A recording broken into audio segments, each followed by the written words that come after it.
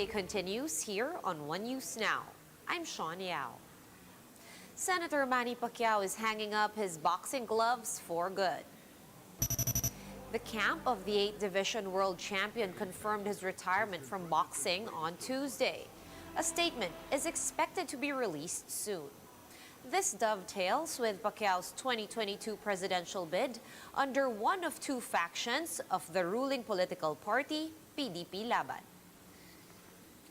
Former Senator Antonio Trillanes is advising the opposition against the concept of having just one unity candidate for 2022. On the 1PH program, Wag Po, Trillanes said that a unity candidate based on winnability is a bad idea. The former senator would rather have votes split among several non-administration candidates. Vice President Leni Robredo has yet to formalize her election plans as she pursues unifying the opposition slate. Trillanes, meanwhile, is planning to run for president should the vice president back out from the presidential race. Yung tsansa ni VP Leni, mas malaki dun sa mas marami.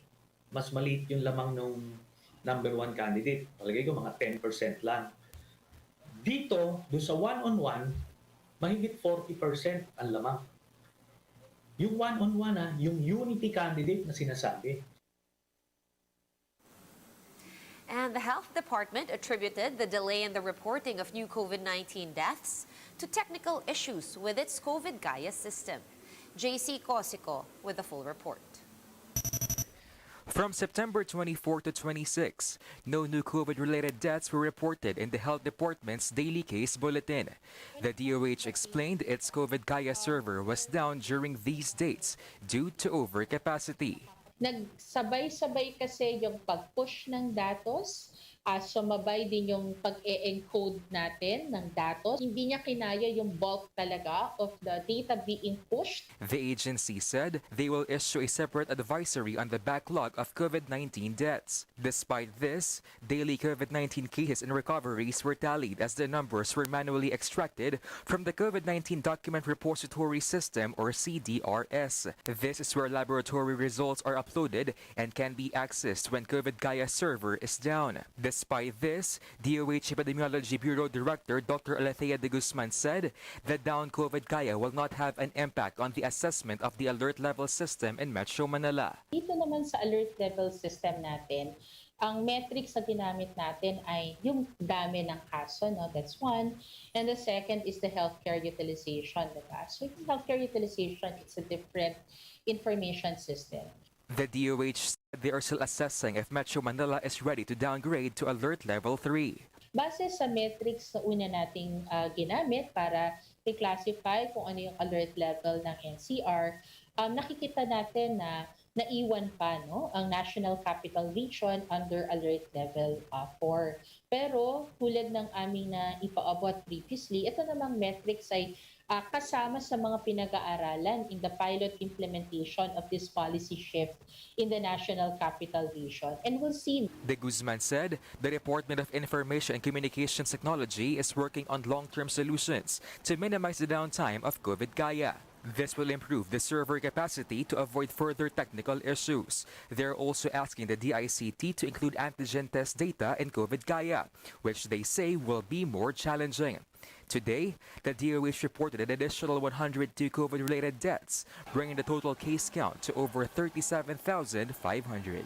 For News 5, JC Cosico, we are One News. Parex will be a road to ruin. That is the title of a petition going around to protest San Miguel Corporation's latest project, an elevated highway over the Pasig River. Mobile journalist Pamela Vasquez has the front seat to the story.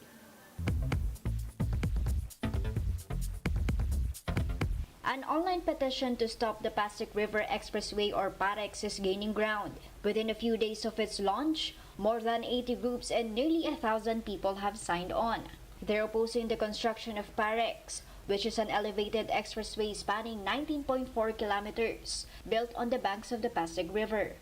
Groups say not only is it not going to be a permanent solution to traffic, it will also have serious environmental consequences. There's a phenomenon called induced demand. When a new road is opened, a new bridge or a new expressway, and it eases congestion, but very temporarily. Traffic demand just ends up catching up. The project actually already broke ground over the weekend, officiated by the Transport Department and San Miguel Corporation. San Miguel is funding the entire 95 billion peso project. Today, Metro Manila traffic is one of the worst in the world. We are losing billions of pesos of business opportunity every year. This Pasig River East-West alignment will bring the commuter from Rizal to Makati in about 10 minutes. At the groundbreaking, Transport Secretary Art Tugade hit back at those criticizing the project. Sa mga nagbabato ng agam-agam at duda, tignan nyo yung mga proyektong itinayo at tinataguyod. They always address not only the need of the common tao, but more importantly, the climate change. This is the architect's rendition of Parex. 6 lanes will be for cars. There's a bus rapid transit system in the middle. And there are planned bike lanes as well as pedestrian walkways on the margins. Alt Mobility PH, which started the petition, pointed out that other cities around the world have dismantled elevated highways to rehabilitate the environment. It also says the project only benefits the rich. 88% of households don't own cars. And so if you're trying to solve mobility issues of majority, it's most definitely not an expressway. It's bike lanes, better sidewalks, better public transportation. Meanwhile, architectural group Palafox Associates has denied working on Parex. Though San Miguel had earlier said it was working with Palafox to make it a code, green and sustainable architecture. As part of the project, San Miguel is setting aside 2 billion pesos to rehabilitate the river. The expressway will run from Radial Road 10 in the city of Manila to C6, with a connection to Skyway Stage 3. Mobile journalist Pamela Vasquez, We Are One News. Let's take a quick look now at today's other top stories. The Octa Research Group expects COVID-19 surges to subside after 2 to 3 months, based on patterns observed in other countries. Because of this, research fellow Professor Guido David expects fewer cases by October or November. He also said that the Delta variant may be nearing its endgame in the Philippines. The House Panel on Good Government and Public Accountability has summoned formerly Executive Crizel Grace Mago to its inquiry on October 4. This is also to get more clarity on the reported overpriced medical supplies procured by the government from Formally. The Senate had earlier sought the help of the NBI to locate Mago as they failed to establish contact 2 days after her damaging testimony against the company. And Broadway star Lea Salonga joins the cast of Pretty Little Liars, a reboot of the 2010 hit series. Aside from Salonga, the reboot will also star Sharon Leal, Elena Good, Zakia Yong, and Carly Pope. For more updates, visit News 5, The Philippine Star, and Business World online. Visit our website, onenews.ph, for more in-depth analysis. You can also catch One News on the Signal Play app.